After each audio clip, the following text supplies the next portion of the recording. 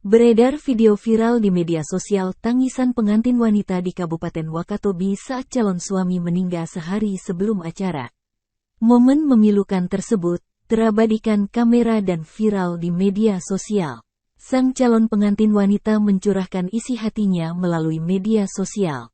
Dalam postingan sebuah video viral di media sosial, terlihat sosok wanita histeris. Ia bahkan memeluk kuburan dari sang calon suaminya. Tak hanya itu, si wanita tak berhenti menangis. Bahkan tenda yang dipersiapkan untuk momen pernikahan berubah menjadi rumah duka. Sang wanita bernama Eka Kartini lantas menumpahkan rasa pilunya ke hingan sang kekasih yang seharusnya akan melangsungkan pernikahan pada Rabu, tanggal 12 Juli tahun 2023. Ia menuliskan curahan hatinya di media sosial akun Facebook miliknya. Eka Kartini memulai unggahannya dengan ucapan salam kepada sang kekasih yang bernama Wawan. Ia juga tak hentinya berkunjung ke makam sang kekasih untuk sekedar bercerita tentang hari yang harus dilewatinya. Momen pernikahan tanggal 12 Juli tahun 2023, menurut Eka Kartini selalu dinantikan selama 2 tahun lamanya. Bahkan sang calon suami selalu mengungkapkan akan menjaga cintanya sampai mati untuknya.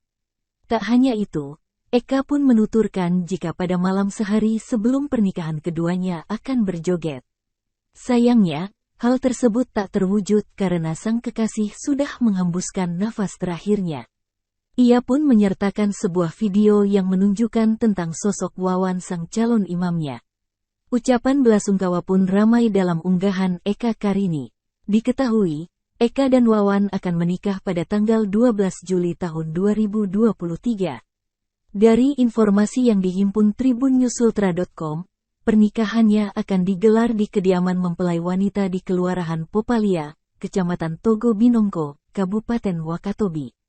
Bahkan undangan pernikahan tersebut sudah dibagikan pada 6 hari sebelum acara.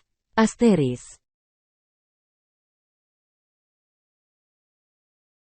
Terima kasih sudah nonton. Jangan lupa like, subscribe, dan share ya.